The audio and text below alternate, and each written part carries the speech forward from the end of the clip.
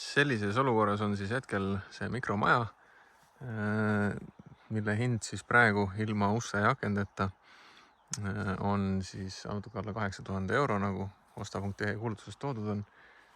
Siin võib siis teha väikse ringi läbi selle võsa siit kaugelt, et näha. Nagu siis näha võrdluseks esimese prototüübiga ei ole siin ühtegi jätku laudade peal. Esimene prototüüp siis siin on ka lauad päiksest ära väsinud, jätkud on siin, kuna see sein on täpselt lõuna poole ja ma ei ole lisanud ühtegi töötlusvahendit peale selle immutuse, mis neil on. Siia saab siis seda veel lisada, kui vaja on värvi või lakki või midagi sellist. Lisaks siis loft on üle 2 meetri pikk, 2,20 või 2,40, kui ma eksi praegu peast ei teagi. Ehk siis endale ehitasin nagu näha uue lofti juurde 160 senti või nii. Ei tahtnud lihtsalt liiga kaugele seda lahti võtta. Siis, mida siin veel ühes videos näitasin, olid mikrorennid, mis siit äärest jooksevad. Neid väga hästi ei ole näha. Zoomin sisse, võib-olla on paremini näha. Sellised väiksed nurgad, et siis vesi ei jookseks mööda külge alla, vaid pigem siis nurkadest.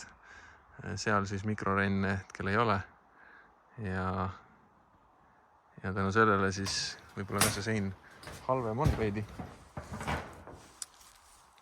Otsas siis kuur. Paraku juhtus nii, et prototüüp 2 on kuuri prototüüp 1. Natukene selline omamoodi disain. Piltuselt lõigatud lauad. Kuuri võib siis hiljem seest vaadata. Näitan seda lõpupoole. Ja kahjuks hetkel siia vist väga hästi ei näe, aga ka siin on siis üks aken ja uksekoht, kus hetkel siis augu ees on pigem kile. Kui me nüüd läheme sisse, siis siin on näha, mis olukorras hetkel siis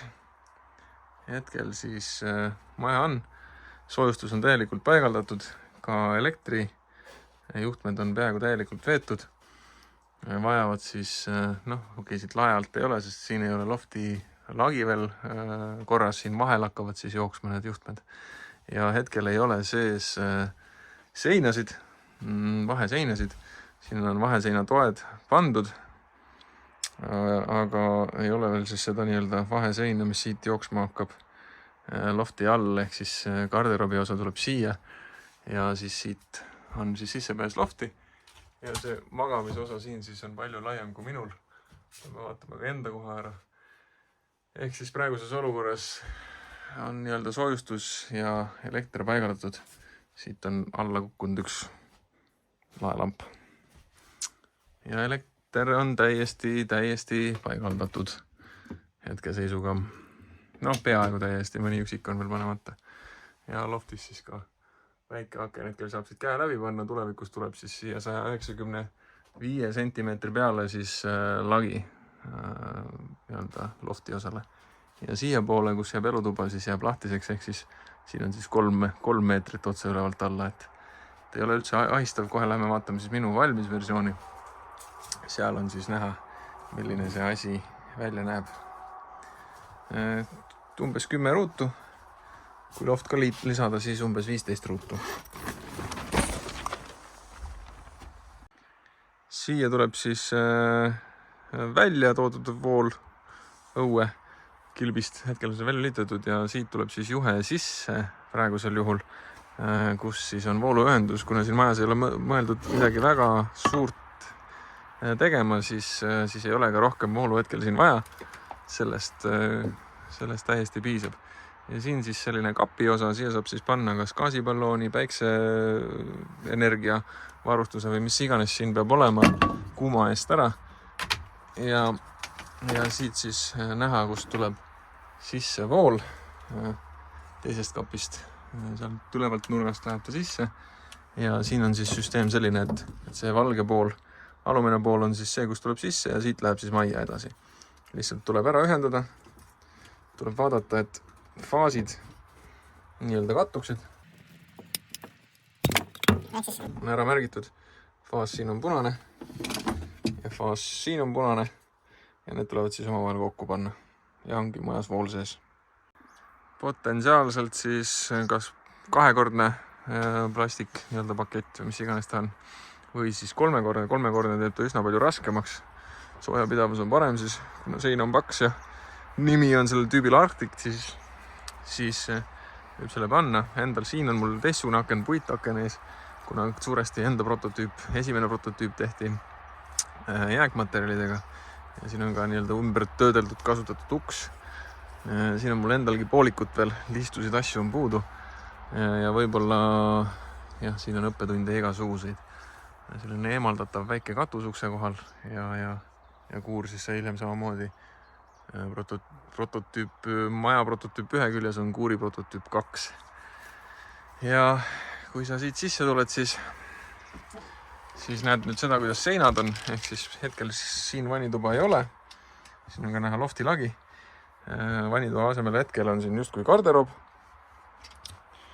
Ja kunagi mahub siis siia ära ilusti 90 sentimeetrine dušikabiin kusagile siia kõrvale väike kraanikauss ja siia siis 90 sendi kõrvale kuskile mingisugune poti moodi asi, et tegelikult mahub ära.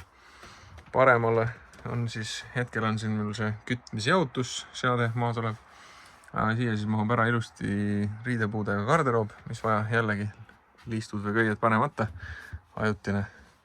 Ja vasakule minnes on siis näha tuba. Praegu on redel siin olemas.